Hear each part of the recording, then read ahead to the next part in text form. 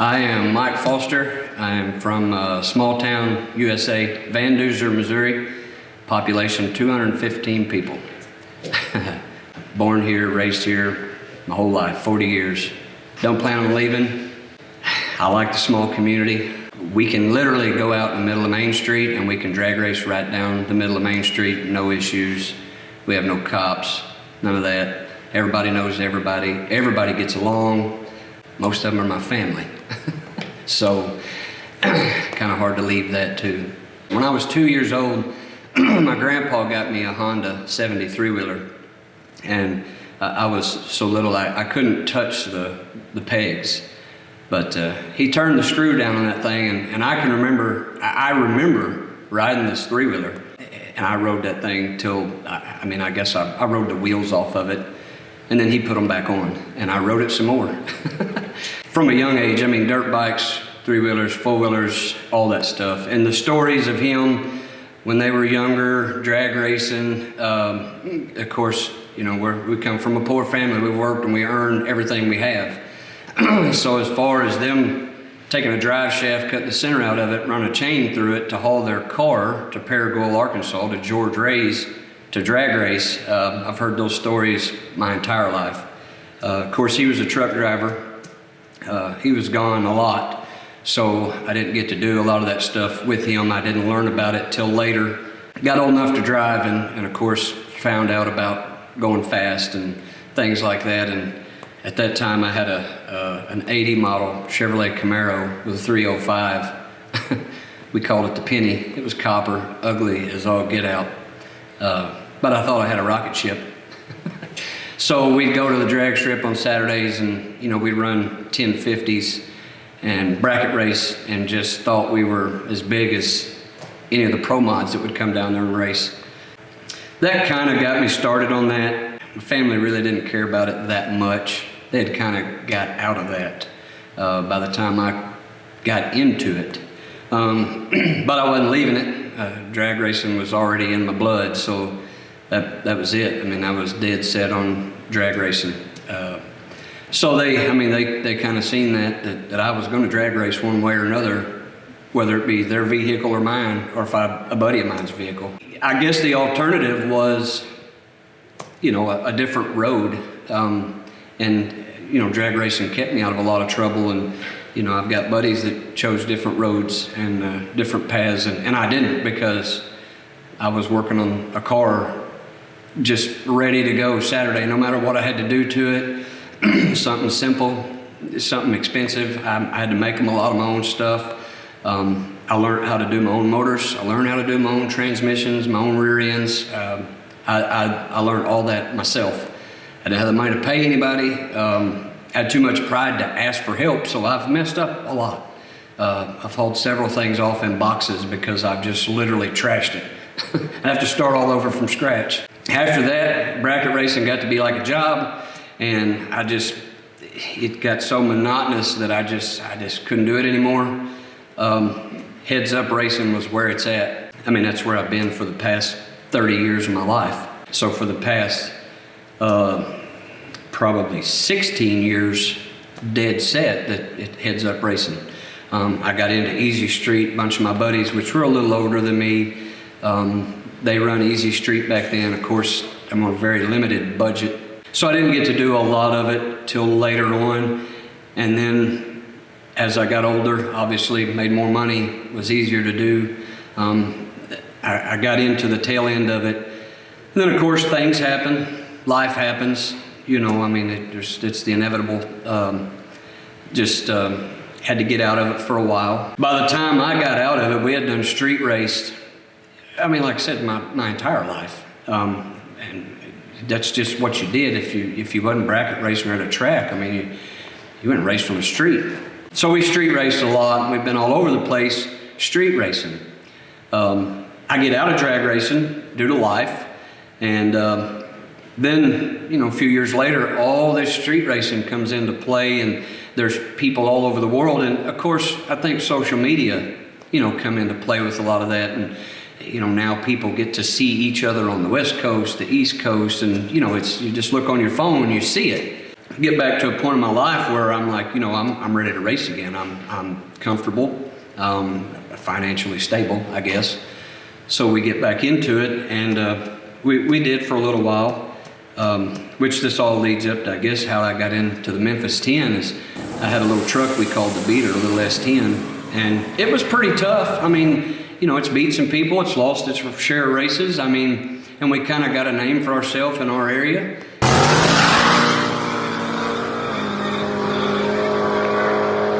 One day out of the blue, I get a call and want to know if I want to join a top 10 list. Yeah, what the hey, let's do it. We've been racing all over the country for the past year. Let's get us some home ground, I guess. Something we can go race at every weekend that we got 4 sure races instead of traveling 5 hours away and not getting to race. We did pretty good with the truck on that list. We went from, gosh, I believe that first race there was 20 cars. We started out at number 17. In just a matter of weeks, we made it to the number 3 spot.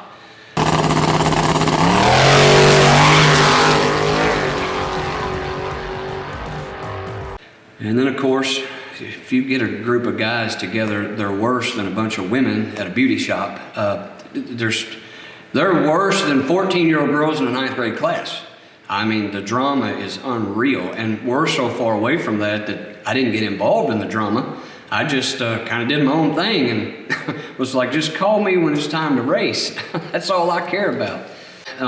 We realized that we were getting to a point with the truck where we weren't fast enough. And it was literally a 92 S10 stock. I mean, it metal everything, stock frame rail. It was heavy. Everybody says you can do an S10 and they're light, they're full of it. Because if you take a factory S10 and put a twin turbo LS in it, it don't weigh 2,400 pounds. I don't care what anybody says. Still leaf springs, So we got to a point where the truck wasn't being competitive because everybody else was stepping their game up. And at that point, we got to do the same thing. I mean, we don't cry about the rules. We just got to better ourselves to run with them guys. So that's where this come into play. 81 El Camino. I mean, I'm not an El Camino fan, but it fit the rules that we thought we had to fit. It's a true back half car. Some people call it an old Pro Street car, more or less, because it's still factory frame rails from, the wheel tubs forward. So we purchased this from a buddy of ours. I believe he laughed all the way to the bank. But the venture began on doing this, and we really just got it done not that long ago. I believe I've got 42 or 43 passes in this car since we got it done. Of course, you got the new car blues. We got it running and immediately had to tear it back apart. We had issues with this, issues with that, and we've had to change the heads. We've had converter, we've had tranny, rear. I mean, just everything. New car blues just kicked me in the face. But we finally got it to where we can make passes, we can be consistent, and every pass out, we're learning more and more, and we're getting faster. Some of my local buddies around here, I mean, they obviously aren't as fast as I am, but they go with me, and they pat me on the back every time I make a pass, and they're like, yeah, it's just getting better and better and better. And I mean, one of them, a good buddy of mine, Chris Phelps, it's just kind of between him and I, we're at each other all the time, and so it's just one of those things. I'm faster than a nitrous car. He's a nitrous car, I'm faster than he is. As he sits over there, and he knows exactly what I'm talking about. So we went back with what we knew, a twin turbo LS. They're not God's gift to engines by no means, but they're the new small block Chevy. They're affordable, especially when you race like I do. It's a stock crank. It's rod pistons. It's 312 cubic inches. Mike Lau built me a motor. He built an awesome motor. We had a 370. We let another shop build, and we had quite a bit of money in it. We were trying to keep up with everybody, so we built what we thought was a good motor. Lasted 4 passes. So that was my mistake. We ditched that idea and we called Mike Lau, and I mean, everybody knows that name. He's He's God in the LS world.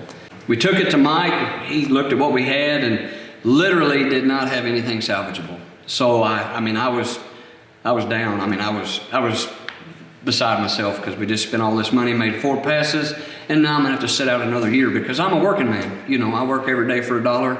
Things don't come free for me. What few little sponsors we got, they're not full-on sponsors. Basically just discounts, which some is better than none, and I appreciate them to the fullest extent. But you know, it's still coming out of my pocket. So Mike put something together. I was a little iffy about it, you know, I just, you know, there's no replacement for displacement. And anyways, he told me, he said, I'm telling you, we'll put it together, you put it in the car and literally beat the dog snot out of it. He's like, you're not gonna hurt it, you do what you gotta do to win races. So that's what we did, and he helped a bunch on that. We got the motor back together, got it in the car. Of course, we went to the transmission. We've made converter swaps a couple of different times, trying to find that, you know, that right converter, because I mean, a converter will make or break a deal. So we've been through a couple different deals there, trying to find out what the motor liked, what the car wanted, and obviously track conditions vary. So we want that, I guess like anybody, we want the best we can get, but we're just happy with trying to find something that just meets our goal of going A to B. We didn't plan on coming out swinging. We planned on coming out A to B, getting as much data as we can, trying to make the car consistent, just trying to be reliable after the bad luck we've had. And we've had our fair share of it. But I mean, LS motor, power glide transmission, it's got a 9-inch.